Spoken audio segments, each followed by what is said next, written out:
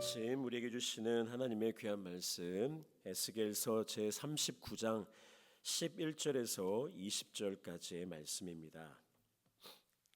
에스겔 제39장 11절에서 20절까지의 말씀 우리 한 절씩 교독하겠습니다.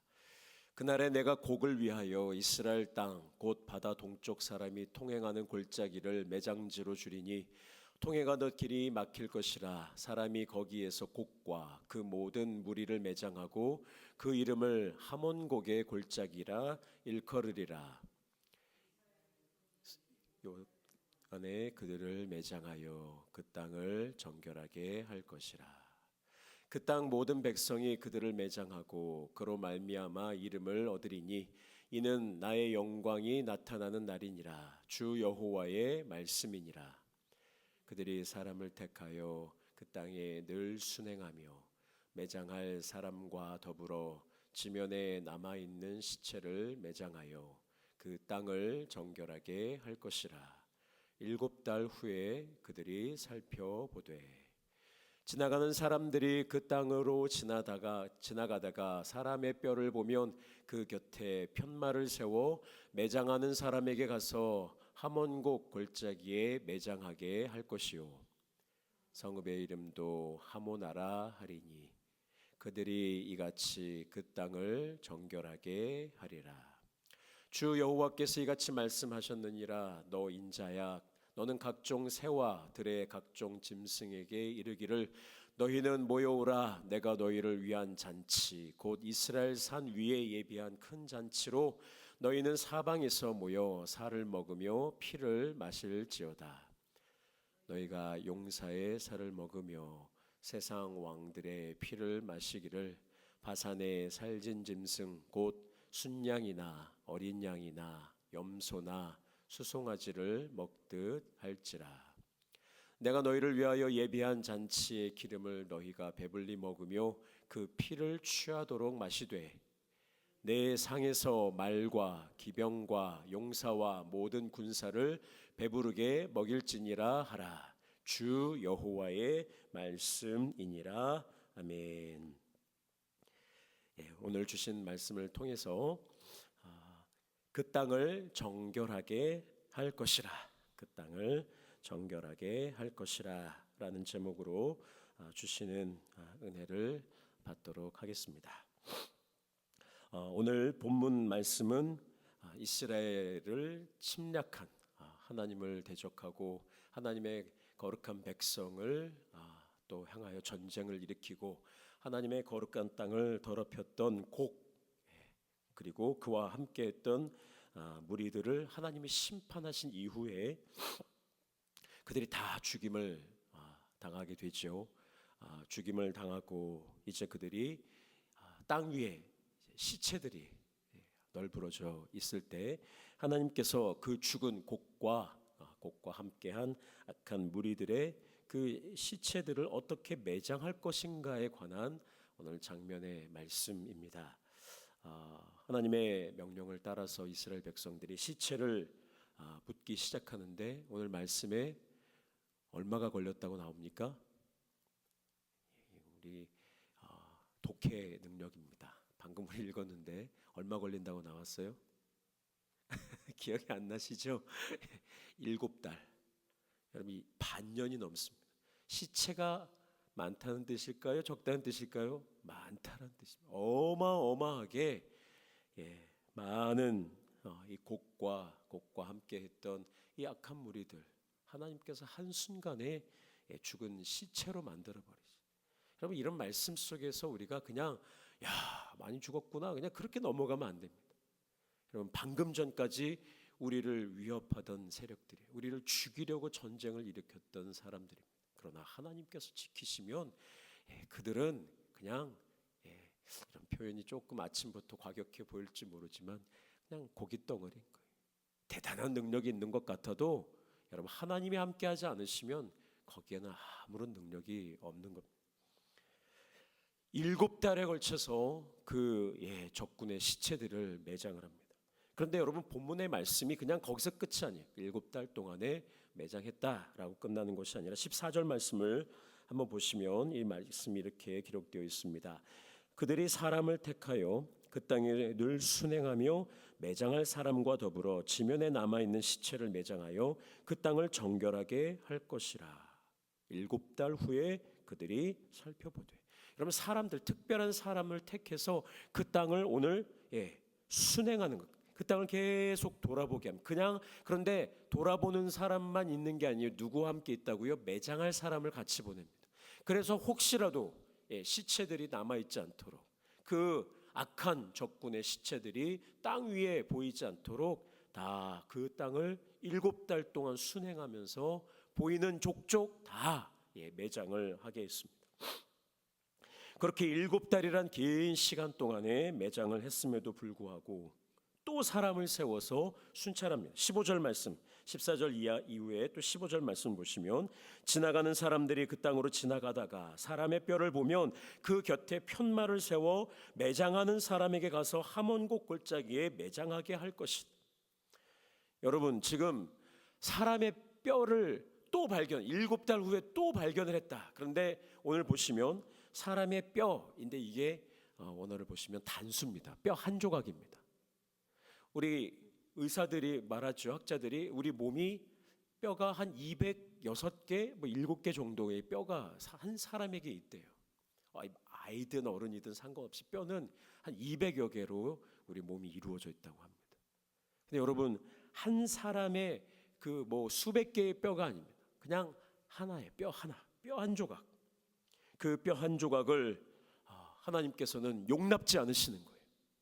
악한 하나님을 대적했던 그 악한 죄인의 그 무리들의 그 흔적, 작은 뼈 하나까지도 하나님께서 그냥 두시지 않고 편말을 세우라는, 그 뼈 옆에 편말을 세운 다음에 매장할 사람에게 찾아가서 내가 어디에 편말을 세웠으니까 그 뼈를 가져다가 저 악한 자들이 매장된 하몬곡 골짜기에 갔다가 매장하십시오라고 그렇게 명령하신 거예요. 여러분, 죄를 지은 그 시체들을 매장하는데 무려 7달이나 걸쳤어요. 7달.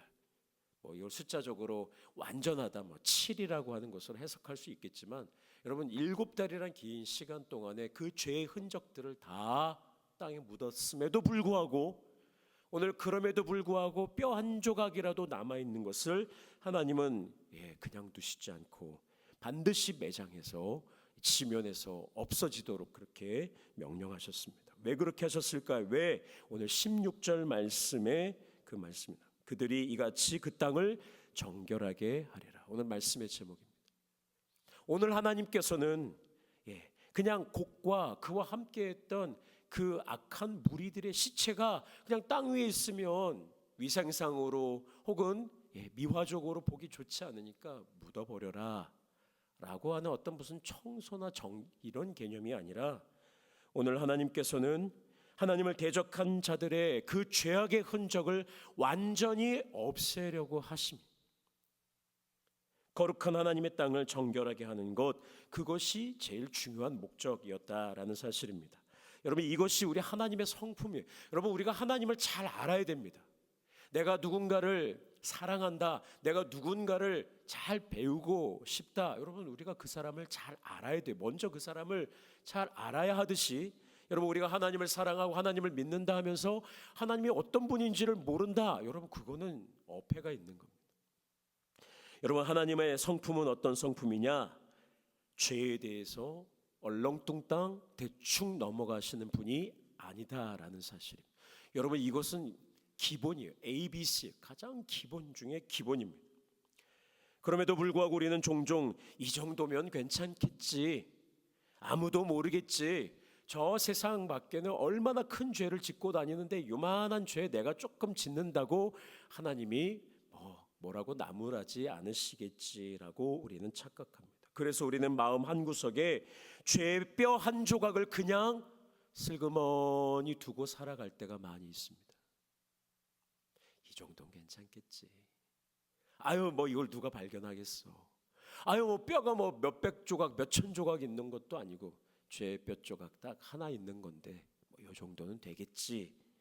여러분, 그러나 우리 하나님 앞에서는 숨겨질 죄가 없다라는 사실을 꼭 기억하시기 바랍니다. 하나님은 반드시 그 죄에 대해서 심판하시는 거예요. 시편 90편 8절에 주께서 우리의 죄악을 주의 앞에 놓으시며 우리의 은밀한 죄를 주의 얼굴빛 가운데 두셨다라고 말씀합니다. 어떤 죄도 하나님 앞에 다 낱낱이 드러나게 되어 있습니다. 요즘 한국의 어떤 한 여배우가 말 한마디 잘못해가지고 지금 인생이 완전히 큰일 났어요. 그 젊고 창창한 이제 좀 잘 나가는 여배우였는데 그 무슨 죄였어요? 자기의 4대째 할아버지, 자기 아버지, 할아버지, 그 증조 할아버지, 고조 할아버지 그때쯤이에요. 그때 친일 행적이 다 드러난 거예요. 그래가지고 지금 너무 안 됐어요.